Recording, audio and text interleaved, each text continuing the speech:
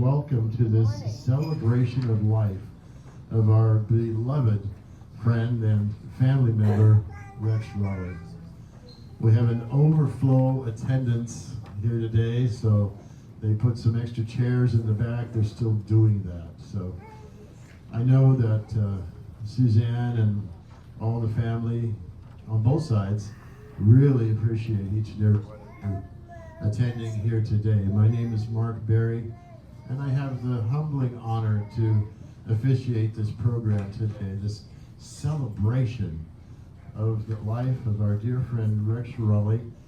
Rex and I were friends for about 30 years. I didn't meet him until they moved to Auburn, and I met Rex and Suzanne at the same time, mostly through church. So, let's get an idea of who's here. If you, please raise your hand and wave if you knew Rex in grade school or high school. Oh my gosh. Look at that. Thank you. Now please raise and wave Center for Spiritual Living. Oh my gosh. Even more. And now please raise and wave if you're part of Rex's family. Oh. Thank you all for coming. I know some of you came some distance to be here, and we are all honored. And raise and wave if you remember his generosity and smile. Let's all give a Yahoo for Rex.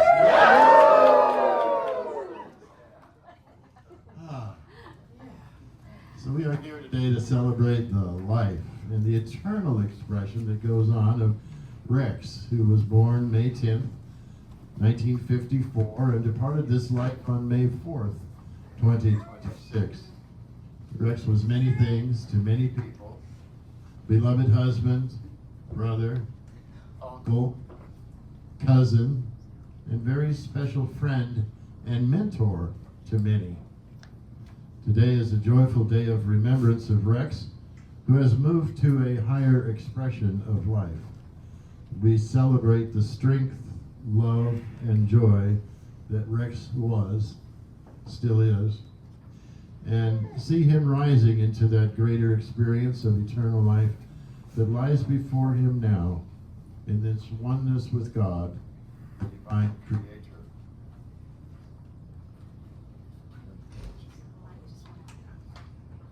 Join me now in the spirit of this prayer. Spirit of God within, let thy light and thy wisdom direct our way today as we honor this beloved life.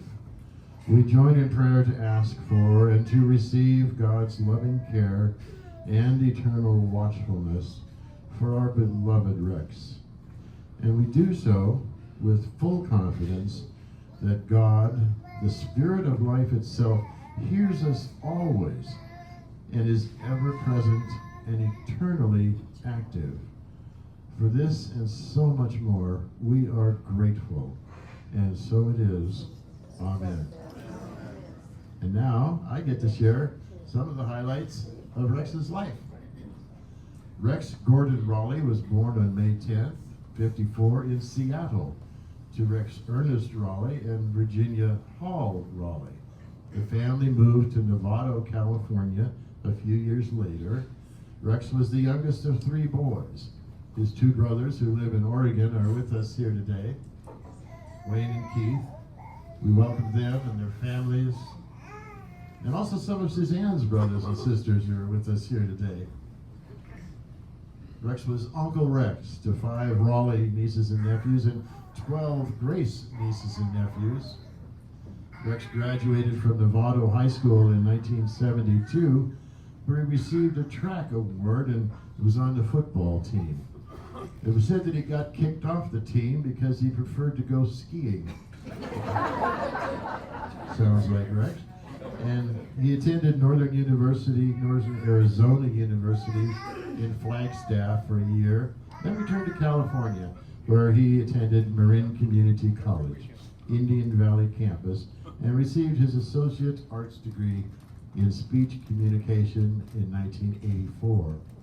Rex was a skilled general contractor, carpenter, painter, and all-around handyman. He was the original recycler,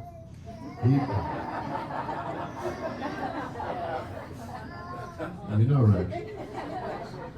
He built an addition on his Novato home from the demolition materials, which he demoed from a Mill Valley home that had slid down a hill. And that's recycling.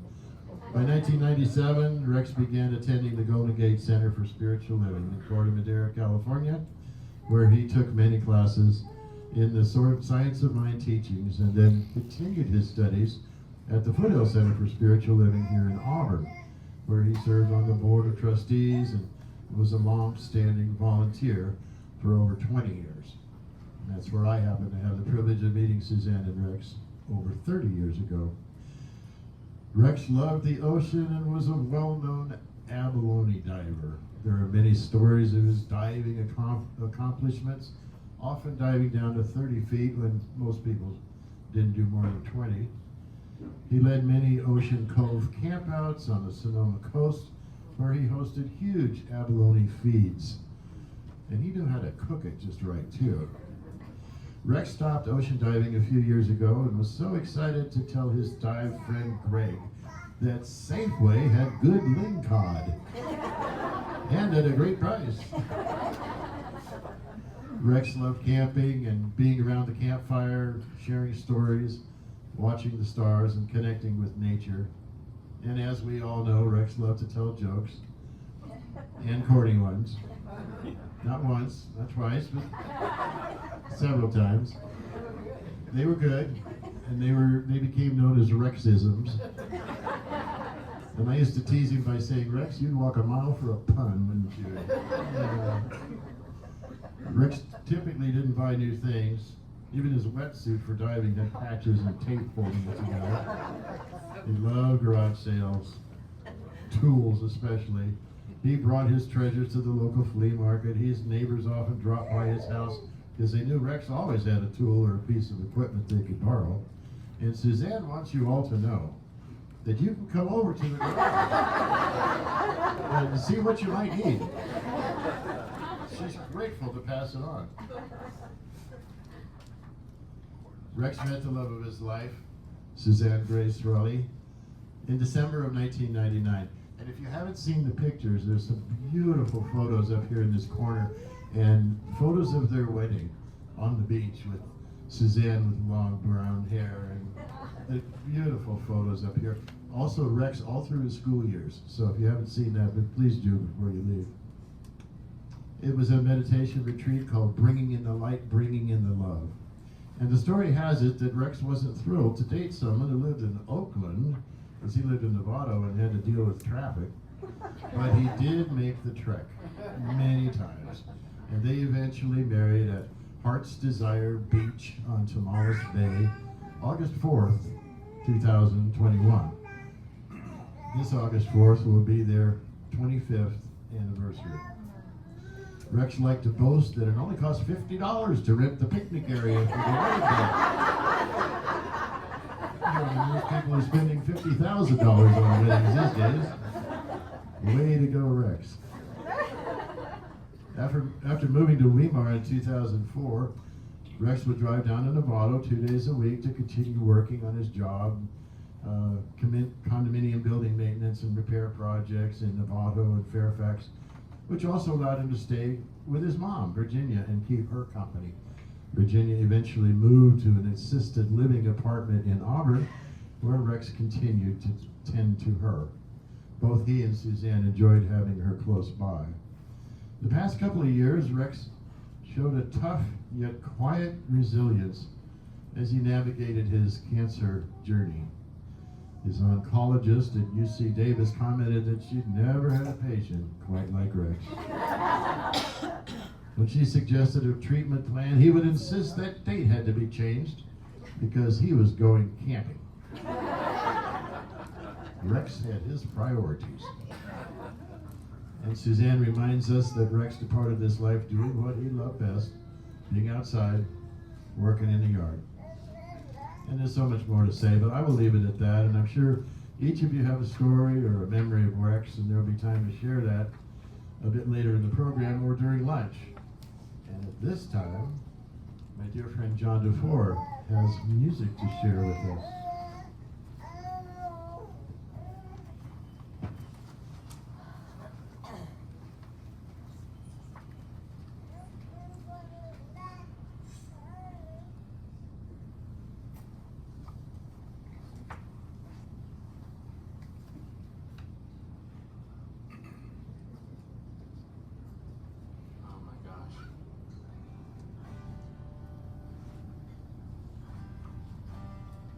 You know, there's a million things that I could say. I'm not going to. Is that better? Yeah, there we go.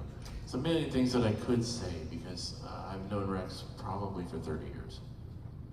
Maybe 20, I'm not sure. One of the most beautiful things about coming together at a time like this are cycles. Rex has moved on to another plane and we have another one coming in.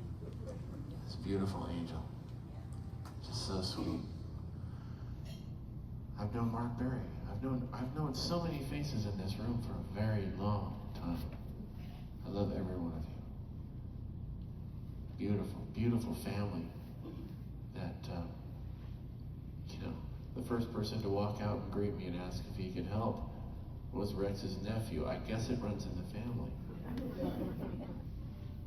Rex used to ask me, is there anything I can do to help you around the house, John? I'll come over. And I'm like, well, Rex, I'm working after work from about 6 p.m. to probably 2 in the morning in the garage. You're welcome to come by, but I don't think you want those hours. I think he probably would have if I'd asked him. Anyway, I'm talking too much, and here we go.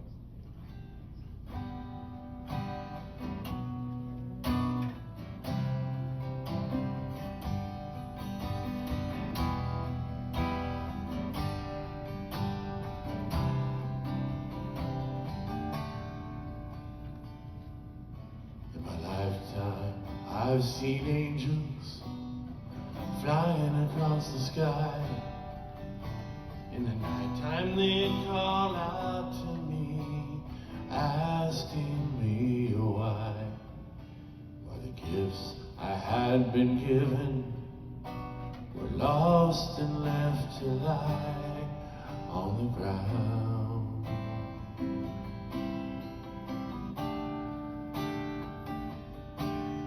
So I picked up my guitar and started singing, writing songs about life, the life that I was living. Now I'm living in that brand new life, almost all the time. Yes, I'm living in that brand new life, almost all the time.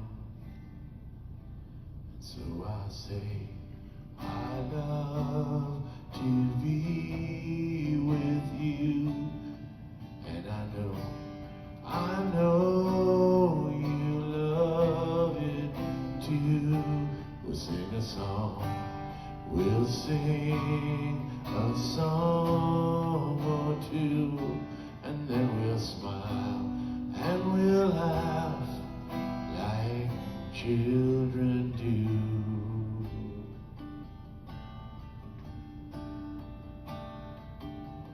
Well, I've learned to make the joy of life my song. I've learned to love each brand new day and the promise of tomorrow. And with each new day and each new song comes a message loud and clear. The more I learn, the less I know. I learned that just this year. The more I learn, the less I know, and that is why I say I love to be with you. Yes, I'm here. I think you love it too. We'll sing a song, we'll sing a song or two, and then we'll smile and we'll laugh like children do. Okay, so most of you are looking straight up at me, and you all know somebody next to you. So we're gonna do something cool.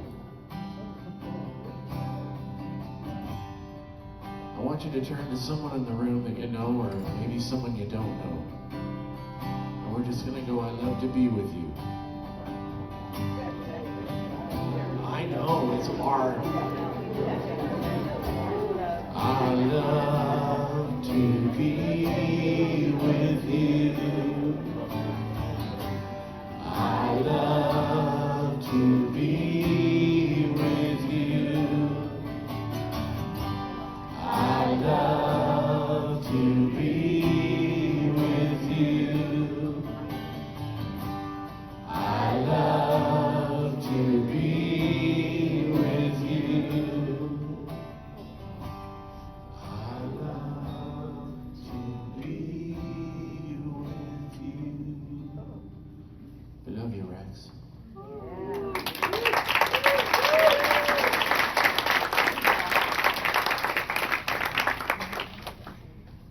Oh, thank you, John. I can see why we love listening to John every chance we get. And now, it's time for our Reverend Maggie Buck to come up. And for those of you who don't know, Reverend Maggie Buck is Reverend Suzanne's predecessor as spiritual leader of the Foothill Center for Spiritual Living here in Auburn. Reverend Maggie Buck.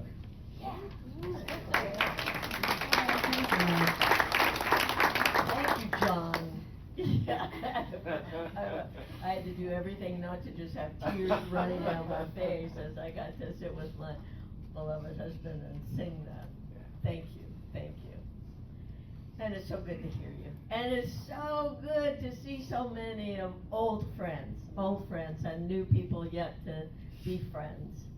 And it was my pleasure to come to Foothill Center for Spiritual Living from Santa Rosa. And the first people that I met were Rex and Reverend Suzanne.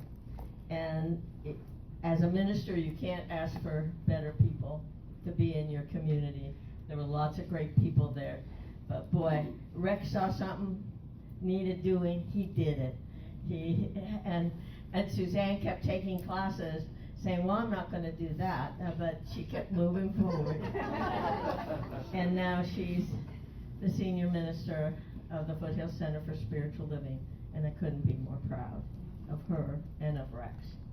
And so today I'm reading from Ecclesiastical 3. For everything there is a season and a time for every purpose under heaven. A time to be born and a time to die. A time to plant and a time to reap what is planted. A time to kill and a time to heal.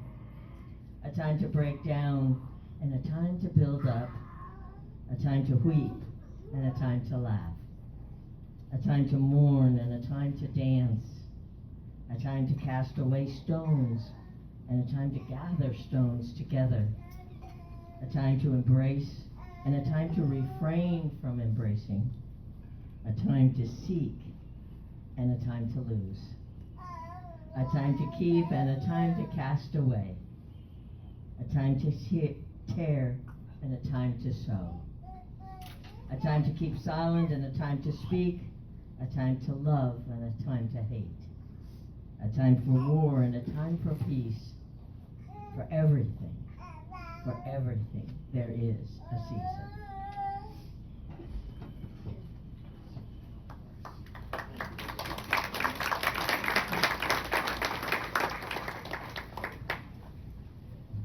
And now we are going to have some music to touch our minds and hearts and souls by a local group called the River Sisters.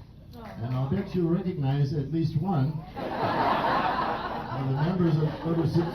Take it away, ladies. There's actually more like 20 plus people in Paula's group, the River Sisters of Harmony. We're representing them.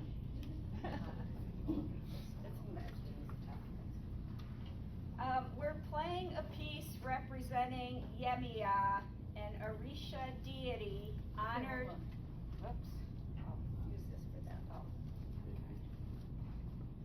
We are playing a piece representing Yemiya, an Orisha deity honored by the tribe Yoruba of West Africa. represented by the ocean, she is a powerful source of life, strength, and mystery.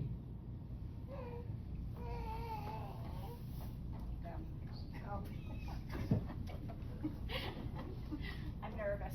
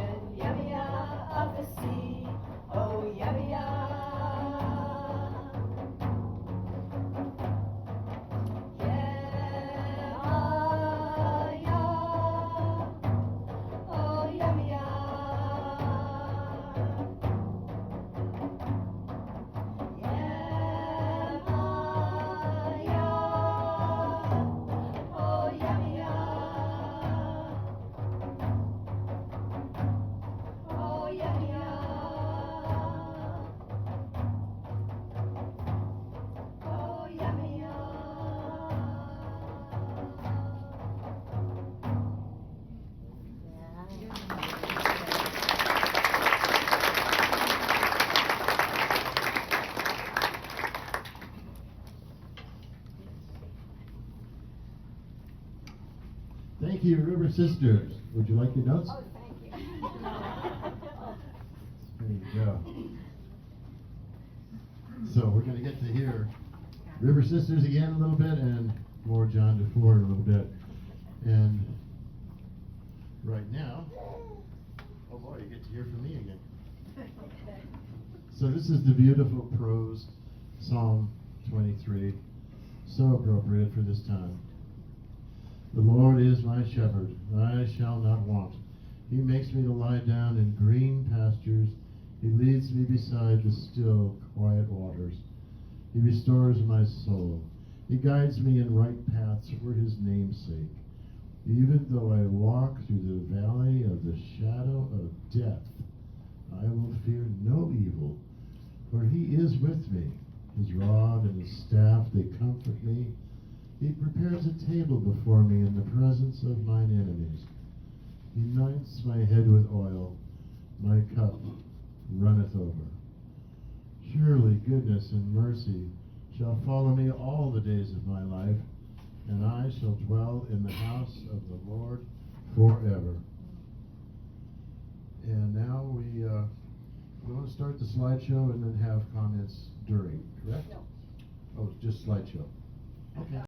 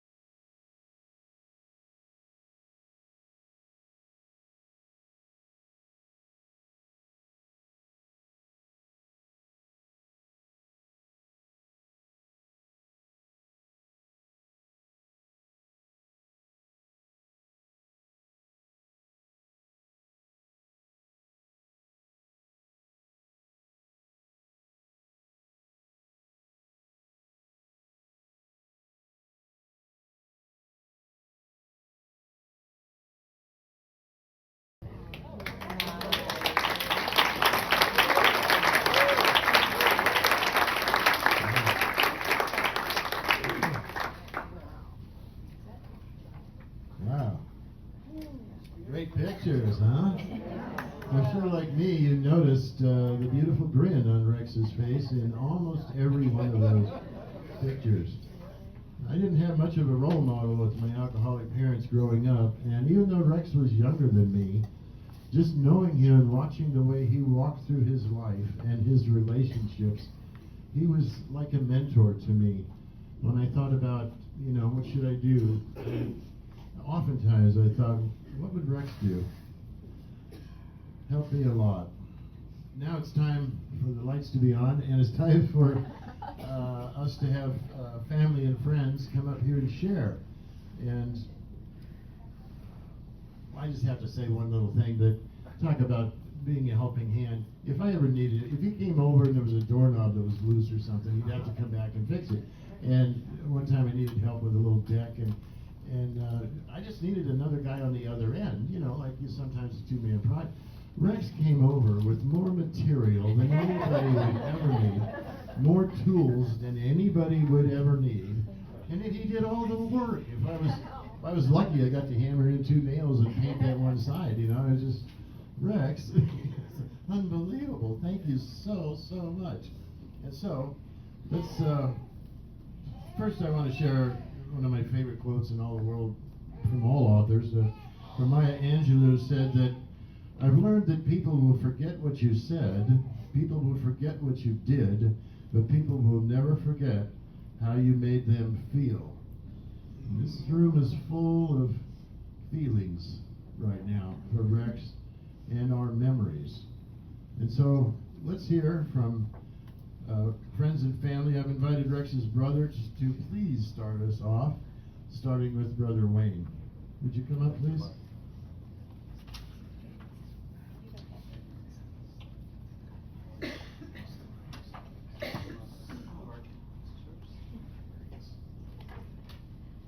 Hello, folks. Wow, Cameron, thank you for that amazing slideshow. It meant a lot to me, and I think to pretty much everybody here. I'm going to try and not say everything that I wrote down.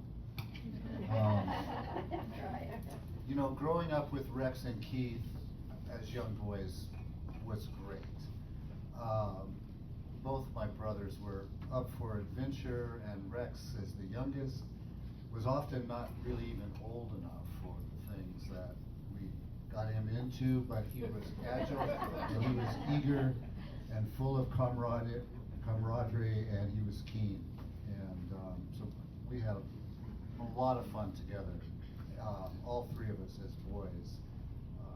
Rex was, one thing I appreciated, I guess because I was older, is he was willing to let me be the leader, so that made me feel like a big shot, big brother.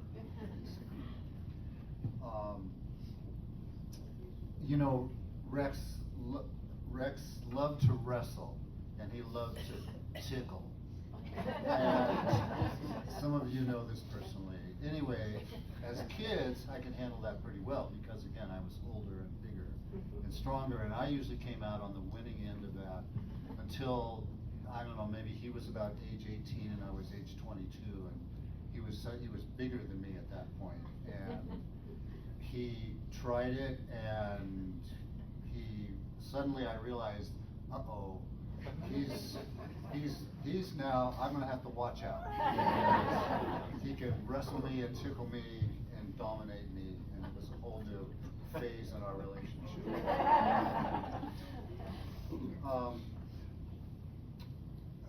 I just have, flashes of memories. One thing the 3 of us did together as teenagers is together we painted the family car. And it was a 61 Ford Falcon. It was a 61 Ford Falcon station wagon. And my brother Keith, I think, figured out exactly how we were going to do this. Anyway, we painted this entire car with paintbrushes, with really good quality, long-lasting house paint. We painted this car forest green, and it was unique. It was just absolutely unique. And my dad just went along with the whole thing. And car was in the family for a long time. It was great. How about the paint? The paint was great. Yeah, I mean, you really can paint a car with a brush.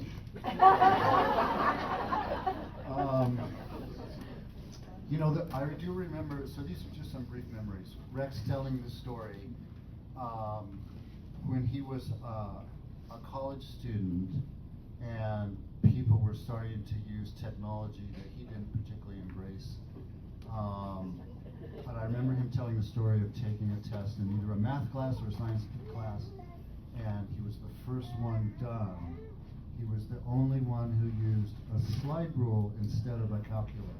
And he was really proud of that, and I was impressed. I think you saw just a slide or two of the poke polling for monkey face eels around the Golden Gate. He introduced a lot of us to that sport, and it was amazing. Plus, he could actually hold his balance on those seaweed covered rocks out there with the waves lapping at their feet. You know,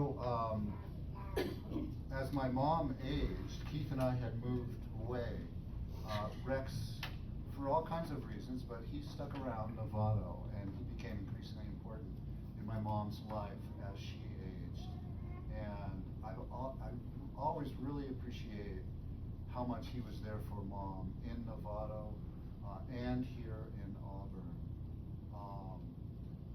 As she was quite old, at the end, Keith was also stepping up to help her manage her affairs, and after she passed away, to help settle her estate. Those are both things that I'm really appreciative of. That made Mom's life and all of our lives, you know, work well, and it was great. You know, there was 3 Rexes in my life. There's my father Rex, and my brother Rex, and my nephew Rex. That's a great string of continuity in my family. Okay. And last thing I guess I'll say is, I think the greatest thing to happen to my brother Rex was meeting and getting to know and marrying and living with and loving Suzanne. And so Suzanne, I'm really grateful for you, for everything you've been for all of us. Okay. Thank you.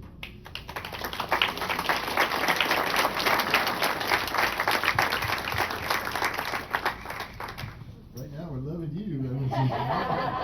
And thank you, Brother Wayne, and here is Brother Keith.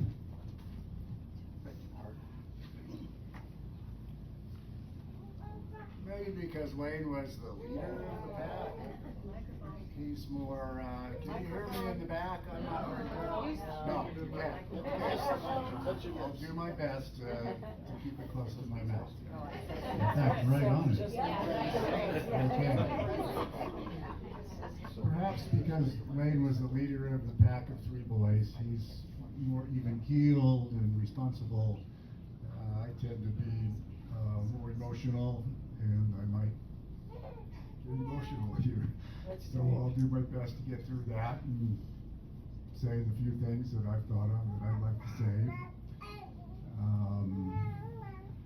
It's really wonderful to see everybody. All those people in the back who raised their hands about knowing Rex in grade school and high school, I'd like to talk with you afterwards, if possible. I'll also completely second what Wayne said about Rex's life with Suzanne being really the best thing for him, and that really allowed him to be who you knew him as. I think that's really true.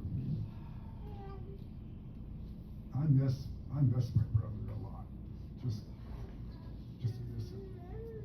And that's my main takeaway these days. It happened so suddenly, we didn't get to say goodbye.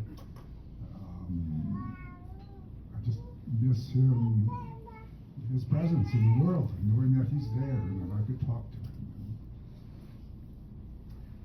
And in terms of things to say about Rex in particular, really stands out to me is how much he wanted to help people with whatever they needed help with. And he gave himself to that, and there was never a single time that he didn't say, can I come help? With whatever, I'll come up to Portland and I'll help you do that project. Similar to him in that I worked in construction for a while and had a lot of projects, and he was always, and it sounds like he was doing that. It's all been seconded and thirded by what I've already heard from Mark today and from other people. And so he's a very generous person, very helpful.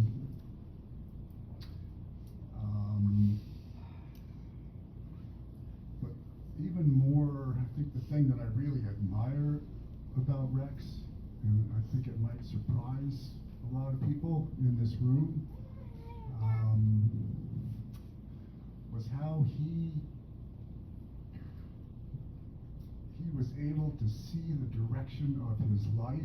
It didn't go really well for him for a while, and he was able to see the direction of his life and intentionally and deliberately change it in a way that I've never really been able to do that. I've done a lot of interesting things, but the intentionality that he could see, he used to refer to, and of course, everything is multifaceted, but he would refer to the critical mind and what he called Rolle negativity over and over again. And I know I have that. I tend to approach things from a critical, you could, more charitably say analytical place. But with some, I'm kind of always looking at, well, what's wrong with this picture when I encounter something? And I think he felt that was something he really wanted to change, and he did through hard work and applying himself and thinking about it, and meditation over many years, over the 30 years. And it was largely, it was nurtured by his association with the church. That really, he found the church, and he used it to effectively change himself into the person who we're celebrating today. And the other thing that I think is what I think will be surprising is that there was not a hint of spirituality, maybe a hint, but spirituality was not part of our growing up. And still is not really for me. I've become, you could maybe say I'm a little bit spiritual now, but it's not something I focus on very much. And I think Wayne would probably say the same thing. And we grew up in the Methodist church and in a family that went to church on Sunday, and that was about it. And so we had a familiarity with that and the sense of community that you get. But for him to become a member of the church the way he did and develop his sense of spirituality and connection to God is truly amazing for somebody who doesn't have that in their family background. So, and lastly, bear with me here, but I think it was implicitly touched on in the slideshow, and Wayne actually came up with a phrase that I had thought about using, but I want to talk just a little bit. It's broader than just Rex, but I think he exemplified part of the chain of continuity and progression that we see as things change over time. And you can't really talk about continuity and progression without a little bit of history, so bear with me. That would start with our grandparents, and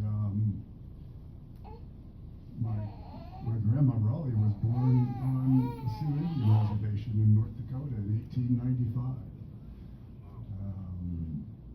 And things were really different then. They grew up in agrarian society, and a compelling image is one that my cousin Jean's mother, May Henderson, who was our dad was the oldest, and she was next, and they were very close. But she put this picture on the cover of a book that she wrote about their lives, called From Prairie to Forest. So My grandparents got married on Christmas Day in 1913, and the picture is of them going off on their honeymoon, probably to a square mile that they had homesteaded, 30 miles out in the country, a mile from any neighbor, just below the Canadian border in northeastern Montana.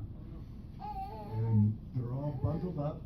It's not a covered wagon, it's a buggy, an open buggy, and my grandpa is holding the reins to the horse going off. And I think about that. Would I know what to do with the horse? I wouldn't know the first thing. The horse to them was really a central part of their lives, and they would have plowed with the horse. They would have, it's just an amazing change, and amazing to think about what they saw there.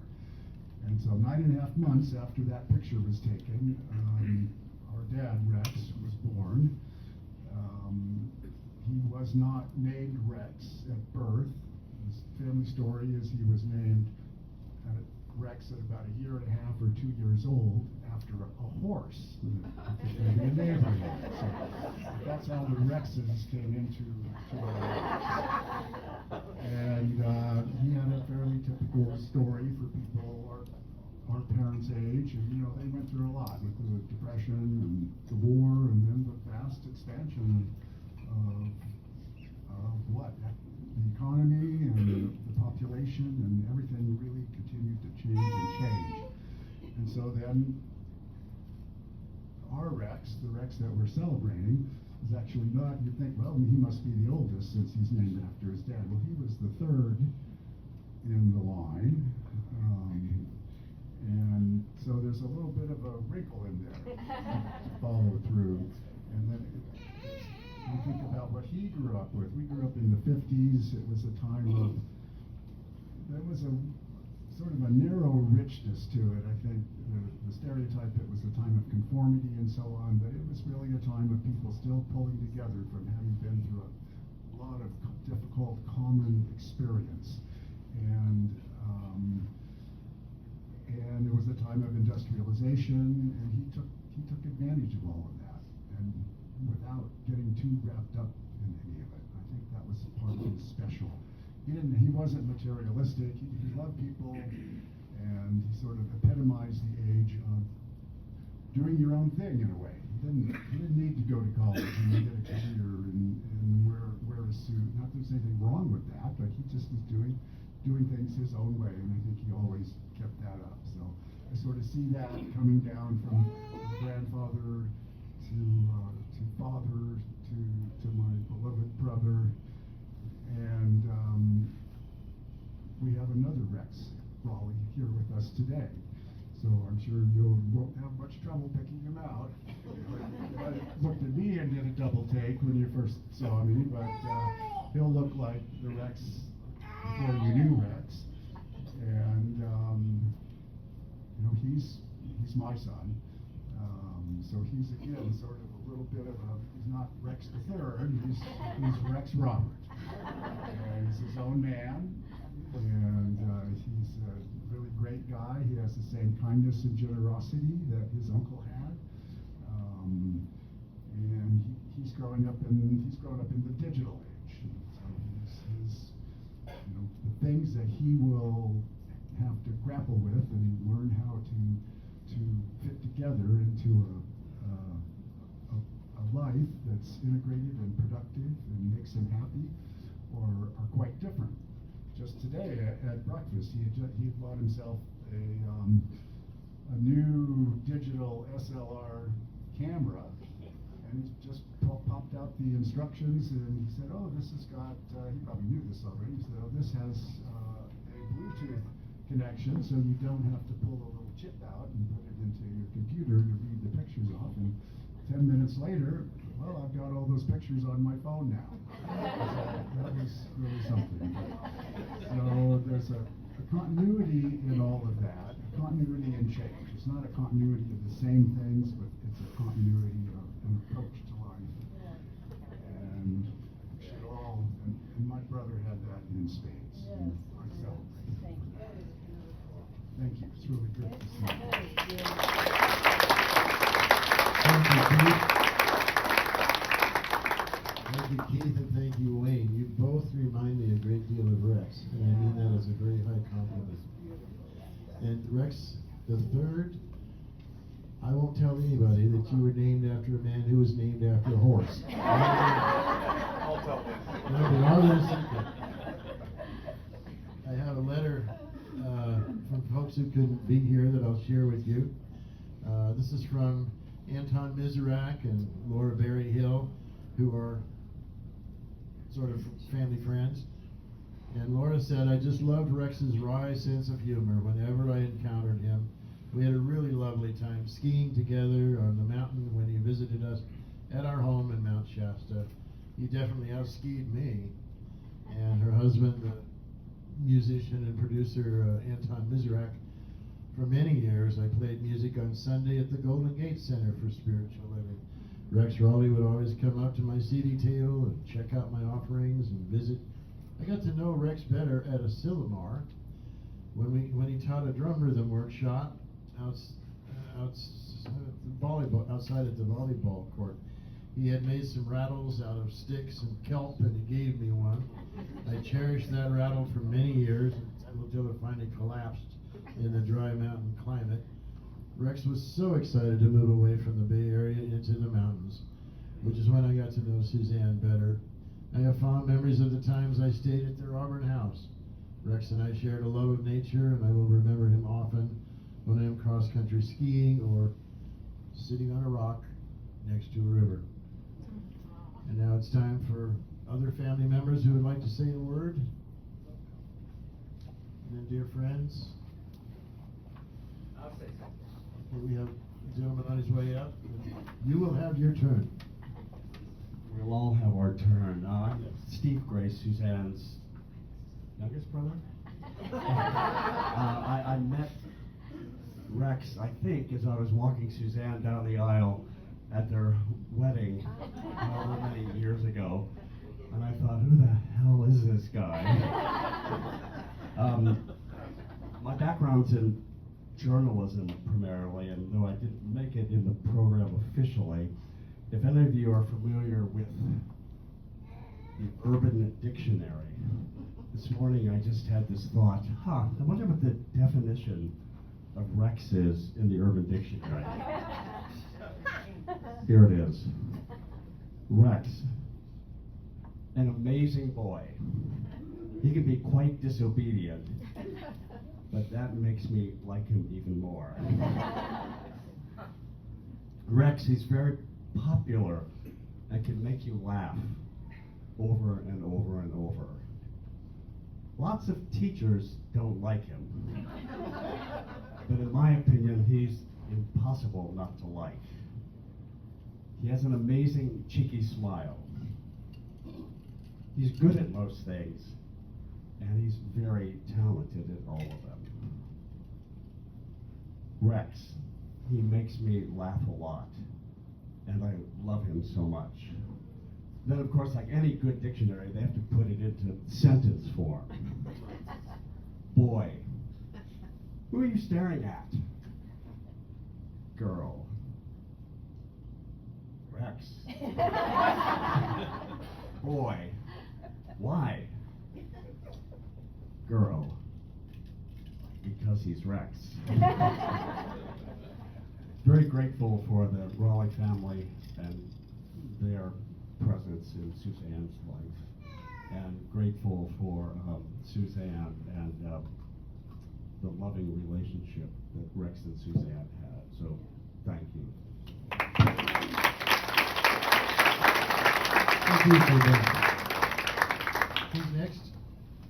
I'll go. Okay. Come on down.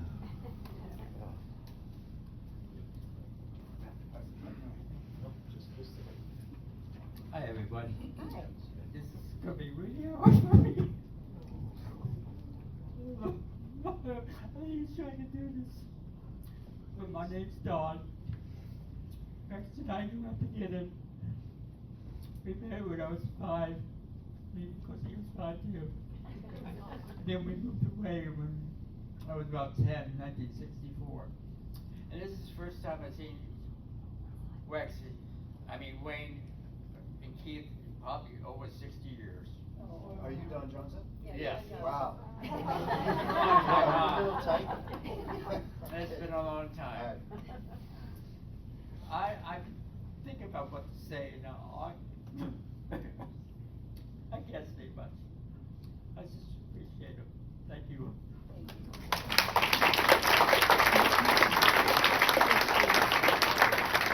Thank you, Don. Thank you for traveling to be here, Don. We all love and appreciate you all. And I hope you feel it. We have another friend coming up. There'll be time to mingle. And you can, there'll be plenty of time to talk later and mingle and munch and all that. Richard. Okay, so,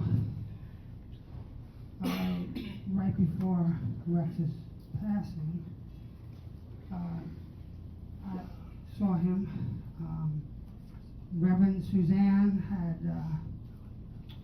called me and said I had the Science of Mind magazine because I don't make it to church a lot because I'm always working. And I went over there and Rex was out in the yard and we were talking and he handed me, he said out of his garden this, and this has energy on it, and he said I want you to have this, and I didn't know that was the last time I would ever see him. And then literally a week later, my wife and I had a trip planned to Ecuador. My wife's from Ecuador, we went to Ecuador. And when I was in Ecuador, I got a text from Reverend Suzanne saying, sad news, Rex passed away today. Marcia was right next to me, and Marcia, my wife, knew him very well too, and we just looked at each other like, huh? And I just, my heart just stopped. I couldn't believe it. I just couldn't believe it. This stays in my car. It's just his energy. It stays with me. I've known Rex for, maybe 16, 17 years. And when I met him, I hadn't known him very long. I was moving into my apartments, which I'm still at. This was over 15 years ago. And when I moved into my apartment, it was on the second floor. Now I live on the first one. It was on the rickety steps going all the way up. It was an old building. And I asked around for help with moving, and Rex says, "Oh yeah, I'll help you move. I'll help you." And there was no one else but me and Rex. And my brother was away, and nobody else, just me and Rex. And we were bringing stuff up these rickety stairs, and he's sitting there trying to analyze things, and he's taking so much pride in like, we got to figure out this angle and that angle. And he was like just analyzing everything, and he helped me move. And then I said, "Here, I'm gonna give you $50. You help me?" And he said, "No, that's what we do here. That's what I do. No, I don't want. I didn't know. This is what we do." And then I said, "I'll go out and I'll get a pizza or something." He said, "No, I'm gonna go home to eat my dinner." But he said, "No, and he was so generous with every single person. The first time I met him at church, he was like just welcoming. And then my wife, she works a lot on weekends, and she doesn't go to the Centers of Spiritualism like I do, and she's always working, but she'll come occasionally. And then he took a liking to her, and then when she comes, he would always say, "Hi, Marcia, how are you?" and give her a hug. And he was just so warm, and so loving. Over the years, he got me into kayaking. I never went kayaking. We went to Rollins Lake. The first time I ever got into a canoe or kayak. Rollins Lake. And I got into kayaking. And now we have 2 kayaks, and I go out with my wife and we go kayaking. But she got me into kayaking, And he invited us to go to, I guess, Lake Tahoe area. It was like a resort, like a timeshare thing or whatever it was. And we went. And we went there, and we went hiking, and every Thanksgiving he would let me know, he'd call me in advance, and he'd say, "I'm not calling for Thanksgiving, we're having some people over, and I always have my family over, so I always had to tell them no, and, because we were my family, and, and Reverend Suzanne too, she would always invite us over. They invited me over to their home in, near Colfax, or Myanmar, and Weimar, and, we saw the whole, and we saw that, and Rex and Suzanne, the warmest people. Rex was just, he was incredible, and I was in shock. I couldn't believe it.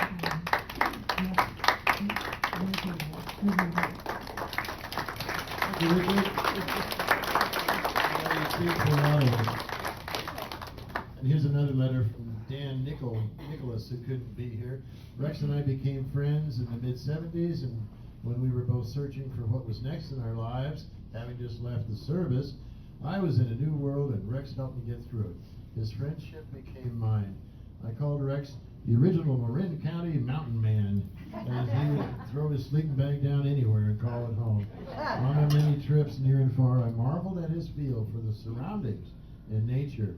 On a given weekend, he would open his small apartment and a large pot of spaghetti to anyone who would stop by. It wasn't about the food, it was about hanging out with Rex.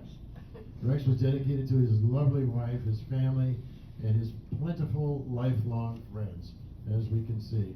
On one occasion, my wife Elisa and I were traveling to see Rex in Novato, and I called him to tell him I was 15 minutes out. He replied, "I feel your presence."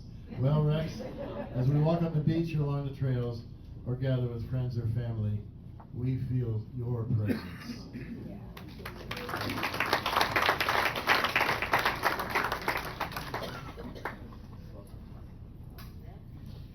Good afternoon. My name is Eric, and my wife Paula is a river sister, drummer, maybe that. And we had will continue to have such a rich and satisfying friendship with Suzanne. We'll be missing Rex, but he will be there with us. We had so many good times with them. They were water people, like we're river people in the foothills. And so they started introducing us to more things that we could do at the ocean. And of course, monkey face, eel poke polling was one of our favorites. And it didn't matter if we got one because Rex was so good at it, he usually got one. And that meant that we would be invited to their home for monkey face tacos and a light beer. So it was really a lot of fun. And Paula and Suzanne became better friends, and they started having these workshops together on the coast with their friends, spiritual, yoga, drumming, singing.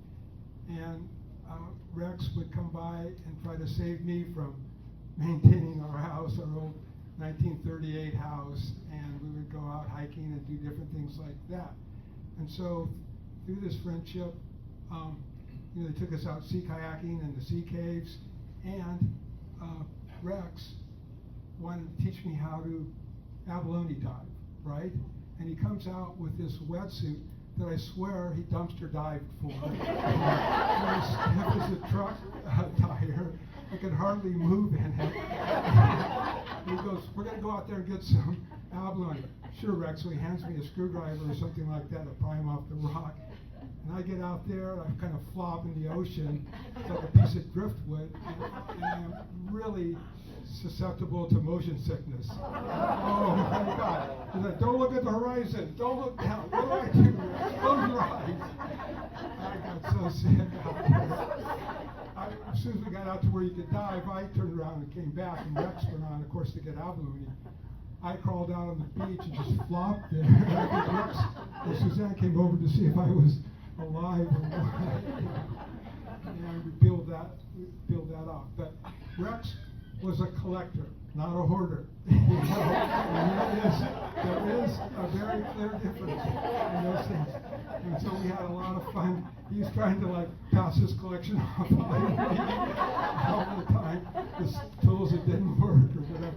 But he had good stuff too. And so the thing that we really had fun with is that we were able to share the charms of the American River with them. Paula and I could, and so we took them out rafting and we picked blackberries, which Rex took to right away. He loved to garner food in the wild, and so we picked blackberries. Paul would bring them home, make a cobbler, and we'd have them over. But we saw otters, blooming wildflowers, whatever it was. It was always fun with Rex and Suzanne. And Rex, being the person who liked to help people, he also had a very strong relationship and appreciation for the environment. And so when it came time to do river cleanups, Rex was there, worked with a group called Protect American River Canyons. And also, he was a carpenter, so we could put up mat panels, we could fix broken picnic tables, we could do things like that. So whenever I needed, and I really appreciated that, because sometimes it's hard to find volunteers who will do those kinds of things with you. And so we really grew to appreciate each other's friendship, and it just evolved so magically, so slowly and evenly, and everything else. We could banter back and forth and everything. So I know we're really missing Rex, but his love and spirit lives on in all of us. So thank you. Beautiful. There goes another pillar of our community. Here's another letter from Jay Gustafson, who couldn't be here. Campfires way into the night, carrying the abalone diver gear and shellfish up from the water to the campsite and eager eyes. A drum set in his living room that went on and seemed to levitate each of us. Acts of kindness, small and large, some known, most unknown. A slow down attitude in a world that only accelerated each day more than yesterday. Of course, the corny joke, giggle, and searching eye contact thereafter. A count on me guarantee, without even the nod. Snow and sea with presence and certainty. A brother. Thank you, Jay Gustafson. And who else can't wait until later to talk? Okay. Rex really Rex the third. Here is Rex.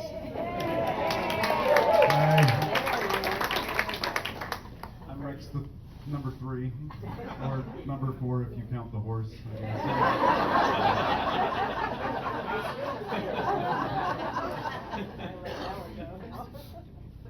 Well, me and Rex share the same name, and he was always a real role model for me. First time I went diving, I was probably 12 or 13, and I threw up in the ocean. Didn't do it again until I was probably 18, but then as an adult, me and Rex did dive together a number of times. More recently, kind of near the beginning of COVID, I came down to stay with Rex and Suzanne for a few weeks, and I ended up staying in Sacramento. And I did some work with Rex. I built a fence with him. And it was a beautiful cedar fence with horizontal pickets. And after that, I was kind of inspired, and I said, I can do that. And I put an ad up on Craigslist and started building fences. This year, I got my contractor's license in Oregon. And building fences and decks, which is a lot of what Rex did. And I've probably built a few dozen fences since that first one, but I hadn't done a horizontal fence until the week that Rex died. It was Monday, and I was starting a fancy horizontal cedar fence when I got the text about Rex's passing. So that whole week, it took us a week. It was a pretty intense fence, but that whole week I was thinking about him, and he's a second father to me, and I'm really just going forward, being a carpenter and doing the same things as him. I strive to honor him, and I think of him, and yeah, very important man to me. And I think I was kind of like his son. I'm the only cousin by blood that was a boy, so yeah, just really miss that man. Thank you, Rex.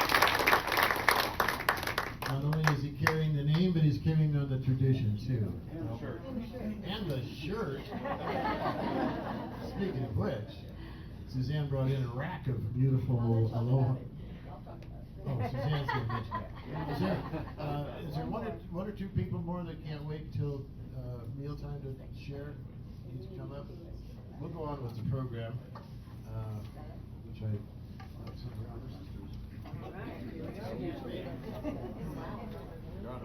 Okay, it's time for the River Sisters.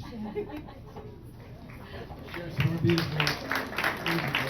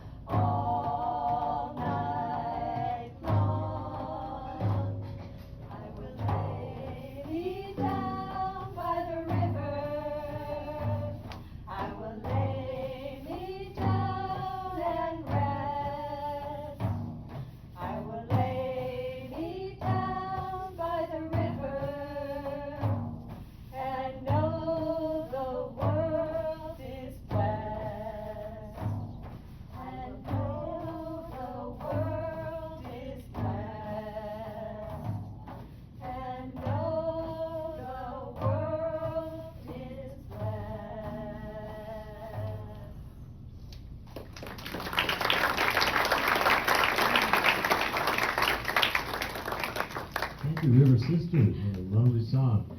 And now, dear friend of the family, Reverend Barbara Ledger is going to, oh, there you are. Hi. Nice to see you. Nice to see you again.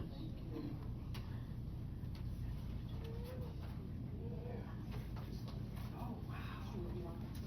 Oh, isn't this great to gather for this today? This is such a blessing. I have a fence in my house that used to be a deck in your house that was twice as wide as the fence posts that are in my house. And Rex just, you know, he said, "You need a fence." I said, "Yeah." He said, "Well, I'll make you one." And he was taking the deck up, and he cut that with some kind of saw, bandsaw or something, and he brought all those staves to my house, where they are working perfectly. And you know, he's such a treasure to all of us, isn't he? I mean, he's so generous. When I think about, I mean, we lose a lot of people as we get older, you know, they leave, but there's something when somebody who's recently left, you think about every day. I mean, Rex shows up in my kitchen because we talked a lot in their kitchen, you know, and so I think of him in the kitchen, and he's there every day almost, and it's so precious to me, and I feel so gifted by being a presence in his life. And I used to travel a lot, and they were my way stop. And Rex would say, and Suzanne too, but Rex usually would meet me at the door. He says, honey, you're always welcome. You're always welcome. And you know, if you don't feel welcome sometimes in your life, or if you're traveling and you always got to find someplace, and someone says you're always welcome, just think about what that does for your life. That's Rex. You know, that's Rex. So I'm very grateful for Suzanne inviting me to share something that I think is Rex personified. To me, this is like how I think Rex intended his life. It feels like how he practiced his life. I loved all the stories that you tell. And he marched to his own drummer. I mean, he followed the drum that was in him. And when you're playing the music, I feel that. And so Suzanne said, I'd like you to do this, and I'd like you to also do it in Ukrainian, because, you know, Rex and Suzanne came, and he had such an open heart for Ukraine and the people there. And I said, okay, and I went, I don't really speak Ukrainian very well, but I have a young friend in Ukraine, a new leader of a youth community, and the youth of the hope of Ukraine. And I wrote him, I said, I have an unusual request. Would you be able to read this into your telephone and read this prayer with me? Because this young man follows his own drum too. And he's leading a whole bunch of children following their drums and being the hope of that country. And that would make Rex really thrilled. He would really love that. So this is for you, Rex. This is, you know, I can't talk about it in the past tense. Your life is eternal, so you're forever with us, you know. That's how that works. And so I'm grateful to bring Vlad in. You'll hear his voice in a minute. And we'll be going back and forth. And we've never done it before. I hope it works. And if it doesn't, somebody please make a joke, because that's what Rex would do. And I'll feel fine, and I'll laugh, and maybe I'll cry, and it'll all be perfect, right? Okay, great. So, this is the prayer of St. Francis. Lord, make me an instrument of your peace. Молитва святого Франциска. Господи, зроби мене знаряддям Твого миру. Where there is hatred, let me sow love. Where there is injury, pardon. Louder, please. Де сумнів, Where there is doubt, faith. де відчай, надію, Where there is despair, hope. де темрява, світло, Where there is darkness, light. радість. Louder. Where there is sadness, О joy. Божественний владико, дай мені не стільки прагнути втіхи, скільки втіхи. O Divine Master, grant that I may not so much seek to be consoled as to console. To understand as Бути to коханим, understood скільки as to любові. understand. To be loved as to love. Бо саме віддаючи, ми отримуємо. It is in giving that we receive. Саме прощаючи, ми прощаємося. It is in pardoning that we are pardoned. І саме вмираючи, ми народжуємося до вічного життя. And it is in dying that we are born to eternal life. Amen. Thank you, Reverend Barbara. And now, John. John DeFore is going to share another beautiful song with us. And then, about time, we're going to hear from Reverend Suzanne.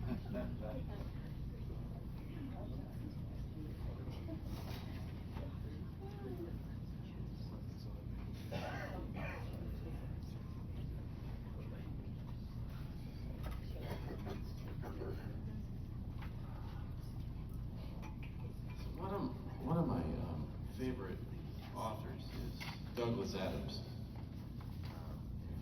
You may not know the name, but you might know Hitchhiker's Guide to the Galaxy. Oh, yeah. Well, he wrote he wrote a trilogy of 5 books. And if you know Douglas Adams, that's just the way he did things. He didn't pay attention to trilogy being 3. He made it 5 books, and he called it the trilogy. And one of the things he did in that book, in the first book, he said, the art of learning to fly. Learning to fly is the art of throwing yourself at the ground and missing. And really, I thought that's the coolest thing, because learning to fly is we can't fly. We know that. We can't fly because we know that. What if we didn't know that? We'd probably have a lot of bumps and bruises, but some of us might learn and just be able to. So this is it's kind of a great story. If you don't think you can do something, maybe it's because, if you can't do something, maybe it's just because you don't think you can. So maybe start thinking you can. This is a song that I wrote. It's called How Bright Is Your Sky?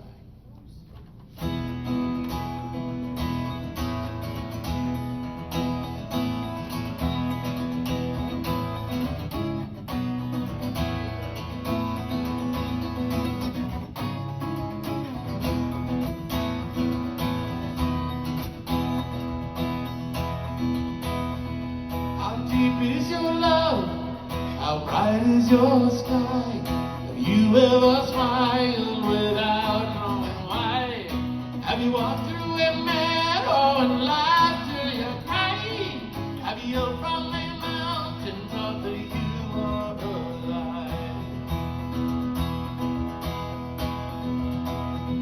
I was not always sure who I wanted to be. I looked to the world outside instead of in me. I believed when they said I would never be free, and I tried to be who they told me to be. It's very funny how it goes. People tell you you can't, so you don't. No. I just had to love myself enough to trust that I could make it through.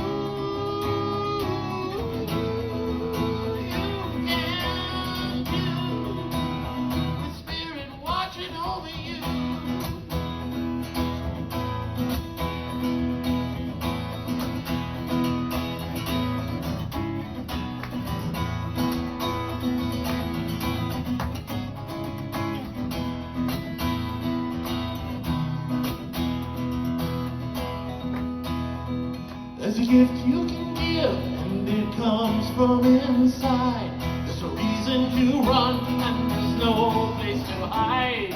There's a world you can know if you open your eyes. If you find it yourself, well, you might be surprised. How deep is your love? How bright is your sky? Have you ever smiled without knowing why? Have you walked through a meadow and laughed till you cried? Have you yelled from a mountain top you can't fly? Have you yelled from a mountain top? I can fly!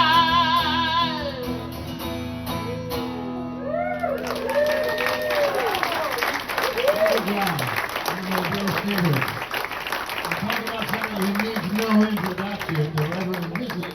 Suzanne Grace Rolle. Thank you, John. Oh my gosh. Wow. I'm just not going to say a whole lot. I think it's already been said. But I do want to thank everybody for showing up and being here and being part of Rex's life. And my family, Rex's family, means so much to me. And I know that Rex's passing seemed sudden to many of you and unexpected. Yet what I know for sure, it was the perfect time for him. And that he left his physical body at the time that just he needed to. And he was doing exactly exactly what he loved, which was being outside and mowing the lawn. I mean, you know, what a great way for him to just be complete.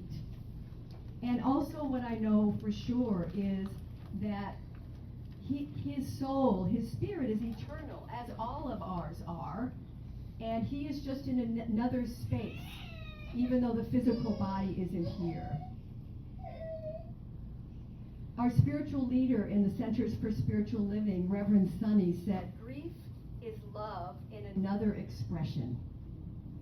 When someone moves from physical presence, the heart's ache is not a failure of strength, but a testament to the depth of your connection. In truth, grief is love in motion. It's a sacred current that continues flowing, even when the form shifts or disappears. It invites us to feel pain with openness, compassion, and presence. I've been riding the waves of grief for, 2 months now? And oh, what waves those are. And I know all of you have. You've talked to me about that. But each time I give myself permission to be with whatever arises, what I know for sure is that Rex's soul, again, is eternal. And our teacher, Lloyd Tupper, reminds us, Rex took the early train. We're all going to take the train, people. He just took the early one. I think he got a good deal. He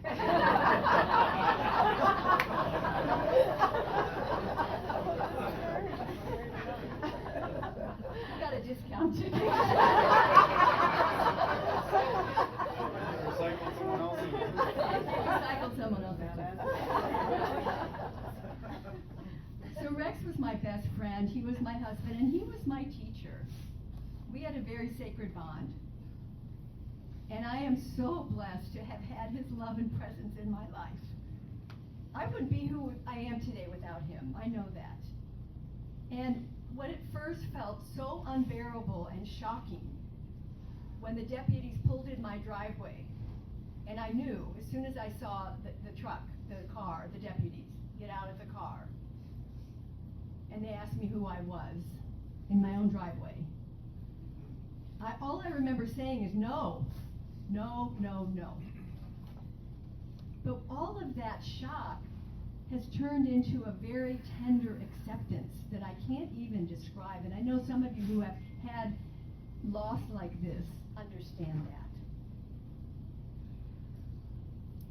So I just want to thank you from my heart and share, I'll be able to talk to all of you. And one thing I do want you to do, it's a gorgeous day outside.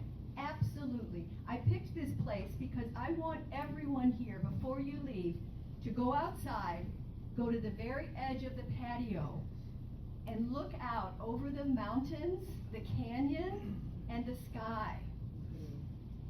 And give yourself a breath of gratitude for this and for our lives, and also to please send him a love prayer out into the canyon, because he's there. Well, he's in here, but he's also out there. So really, please do that. Take some time for yourself to go out and honor this beautiful area and the spirit that he was and is. I also have up here, when you look at these, there's a basket of abalone pieces. Everyone can take a piece of Rex home with them. And I have a few left over of his shirts, Hawaiian shirts over there. You're welcome to take one. And as Mark said, my garage is always open. Rex Roberts already got a carload full. I'm so happy for that. So thank you, thank you, thank you again for being here. I love all of you.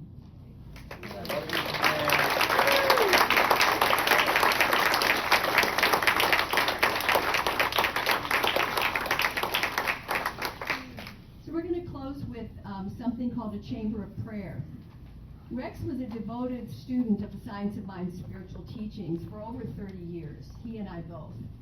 And the chamber of prayer is a really sacred time for the practitioners and the ministers of this community to stand and surround everybody, and we'll do a final prayer. And what they do is They all speak at the same time. So you are just invited to close your eyes if you want and just simply receive this blessing from these loving high practitioners of consciousness and prayer. So I invite all the ministers that are here and spiritual practitioners to go ahead and stand and surround the community if you can, please.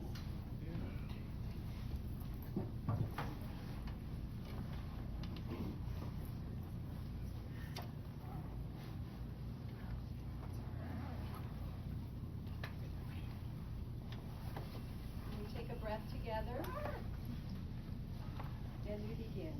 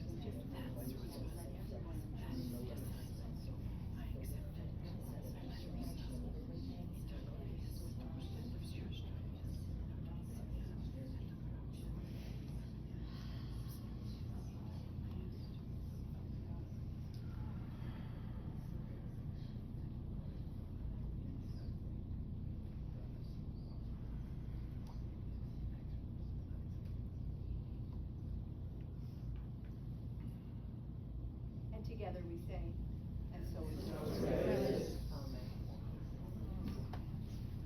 Thank you all. We're going to eat, and I would like my family to be able to go up and eat first, so my siblings. But as we finish, we're going to sing a song with John, and everyone can stand, and I think everybody knows this to kind of play us out, and my family can head toward the back, please, and his family if you want.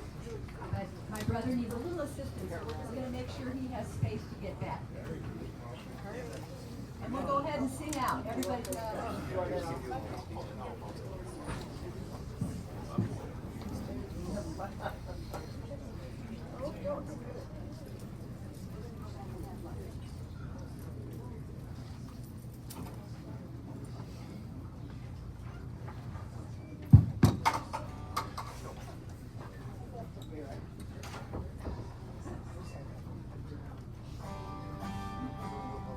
What would you do if I sang out a song? Would you stand up and walk out on me?